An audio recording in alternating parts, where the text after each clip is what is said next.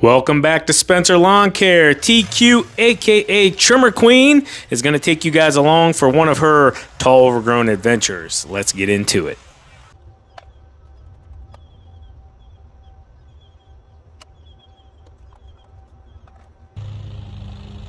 So good morning, guys. How are you doing on this beautiful day here in Ohio and wherever you are?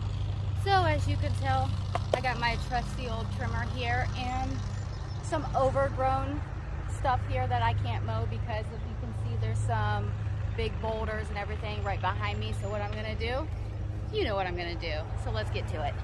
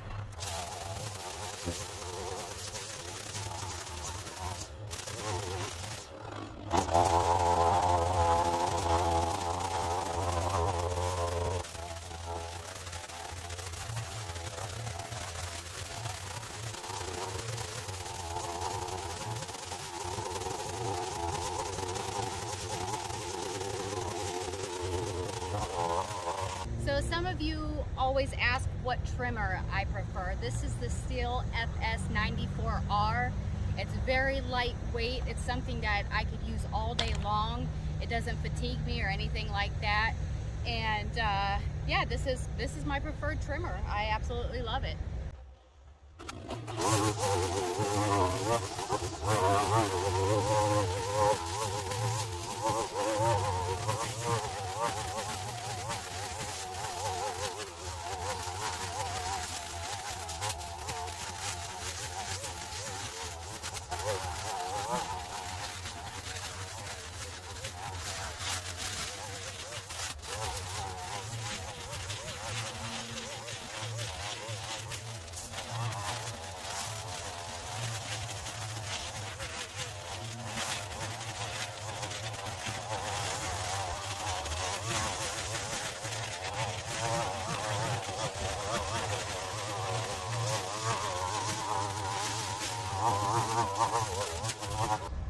Another question I always get is which trimmer string do we prefer? So this one here is the Stihl X line. I absolutely love this one. It is very durable. It pretty much will demolish anything that I trim, but this is one of my favorite ones. We've tried the Echo Black Diamond. That's a decent one as well, but this is always my go-to one that I like to use.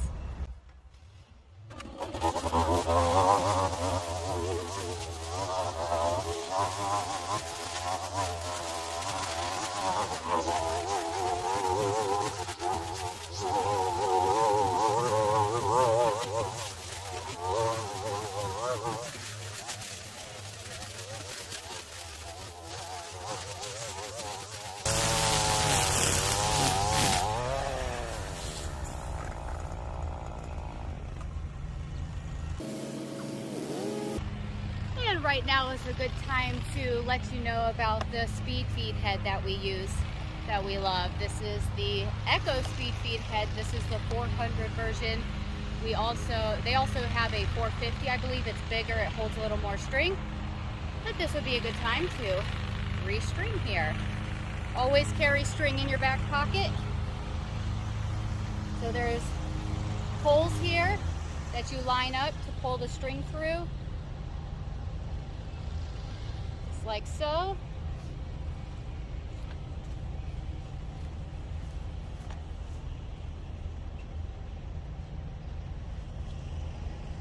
Make the string as even as possible. And then you just twist here.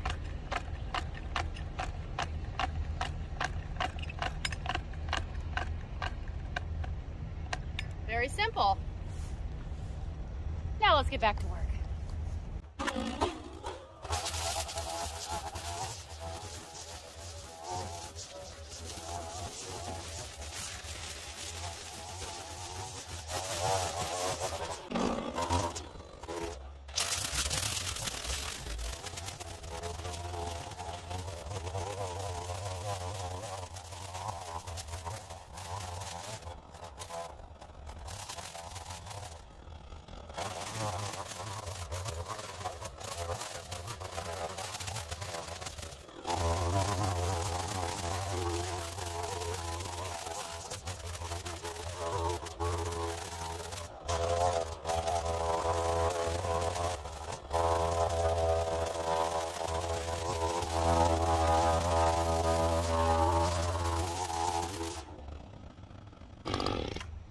So right here, I'm leaving this area here because there's some berry bushes and they're still ripe in there. You know, the deer come here, they eat them or anything like that, or I'll eat them, so I don't want to get rid of them, okay?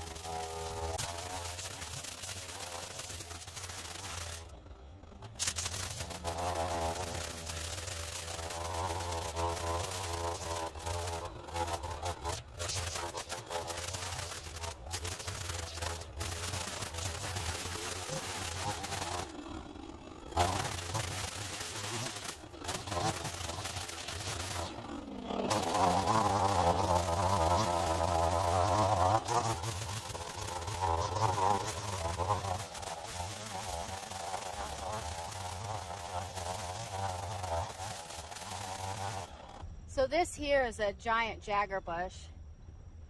I'm checking the ground. I'm going to check the ground and see if I could possibly get the mower up close enough to where I could maybe mow it down some. But I'm chopping at it. It's getting done.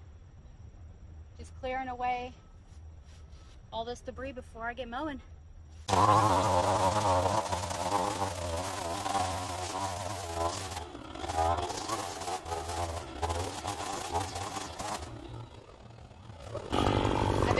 Finding a bunch of birdhouses, and I've been making sure I check them before I knock anything down, but there's no eggs in them, so we're clear.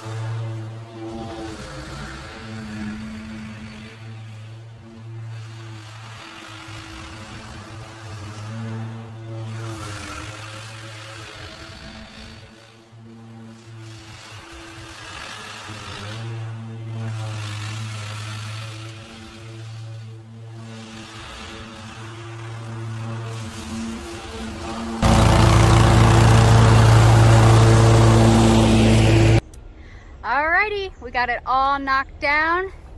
Now this is one pass with the mower, and I think I'm just going to leave it at that. I don't want to go over it 2 times. Just sometimes we do, sometimes we don't, but I think it looks pretty decent at mowing at one time. Got the stuff knocked down away from the big old boulders we have in the middle of the property.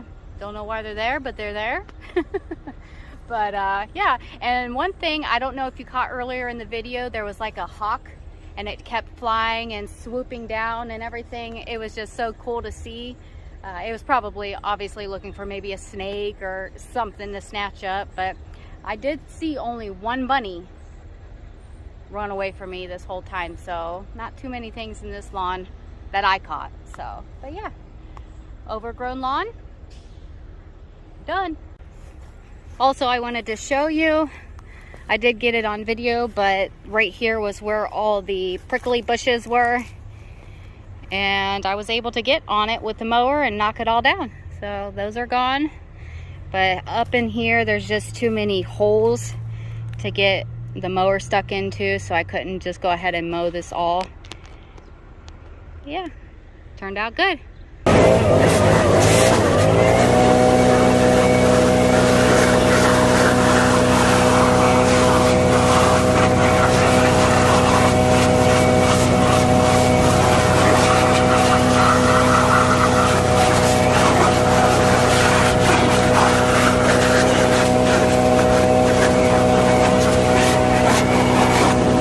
So real quick, guys, make sure you smash the thumbs up button, drop TQ a nice comment. She did absolutely phenomenal on that tall overgrown field. Currently, I'm up under the dump truck.